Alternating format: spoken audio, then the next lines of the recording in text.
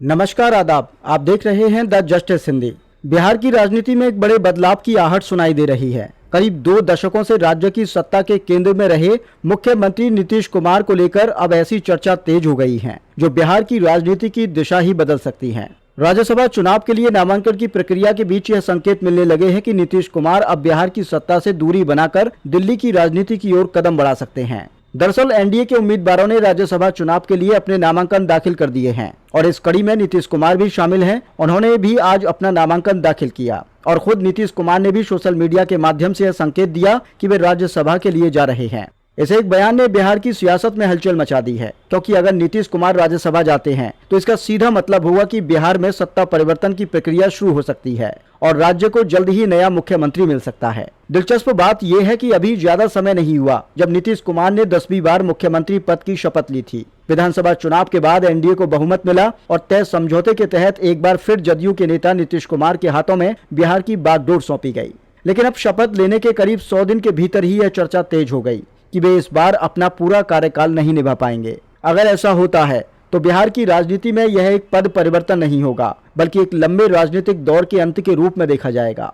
पिछले करीब 20 वर्षों में बिहार की सत्ता की कहानी अगर किसी एक नाम के इर्द गिर्द घूमती रही तो वो नाम है नीतीश कुमार का। नीतीश कुमार का राजनीतिक सफर भी कम दिलचस्प नहीं रहा। साल 2000 में वे पहली बार बिहार के मुख्यमंत्री बने थे। हालांकि उस समय उनका कार्यकाल सिर्फ 7 दिनों तक का ही रहा, लेकिन इसके बाद 2005 में उन्होंने मजबूती के साथ सत्ता में वापसी की और राज्य की राजनीति में अपनी पकड़ बनानी शुरू कर दी। 2010 के चुनाव में उन्हें प्रचंड बहुमत मिला और वे तीसरी बार मुख्यमंत्री बने।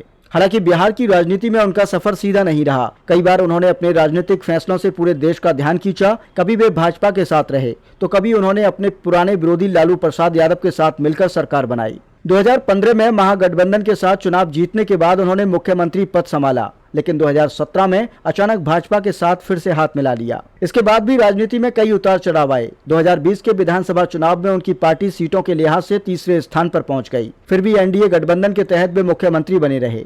2022 में उन्होंने एक बार फिर राजनीतिक पलटी लेते हुए महागठबंधन का रुख किया, लेकिन 2024 के लोकसभा चुनाव से ठीक पहले वे फिर से भाजपा के साथ आ गए। यही वजह है कि बिहार की राजनीति में उन्हें सबसे अनुभवी और रणनीतिक नेता माना जाता है। लेकिन अब जब उनके राज्यसभा जाने की चर्चा सामने आई है तो ये सवाल उठने लगा है कि क्या यह बिहार की राजनीति में पीढ़ीगत बदलाव की शुरुआत है। राजनीतिक जानकार मानते हैं कि अगर नीतीश कुमार सक्रिय राज्य राजनीति से पीछे हटते हैं तो इससे जदयू के भविष्य पर भी बड़ा असर पड़ सकता है, क्योंकि लंबे समय से पार्टी की पहचान और नेतृत्व लगभग पूरी तरह नीतीश कुमार के इर्द गिर्द घूमता रहा है। दूसरी ओर यह बदलाव भाजपा के लिए बेहद अहम साबित हो सकता है। अगर बिहार में सत्ता परिवर्तन होता है और भाजपा अपना मुख्यमंत्री बनाती है तो यह पार्टी के इतिहास में एक बड़ी उपलब्धि होगी। दरअसल भाजपा को लंबे समय से हिंदी पट्टी की सबसे मजबूत पार्टी माना जाता है। उत्तर प्रदेश, मध्य प्रदेश, राजस्थान, हरियाणा और उत्तराखंड जैसे कई बड़े राज्यों में पार्टी कई बार सरकार बना चुकी है, लेकिन बिहार एक ऐसा बड़ा हिंदी भाषी राज्य रहा जहां भाजपा अब तक अपने दम पर मुख्यमंत्री नहीं बना सकी। ऐसे में अगर आने वाले समय में बिहार में भाजपा का मुख्यमंत्री बनता है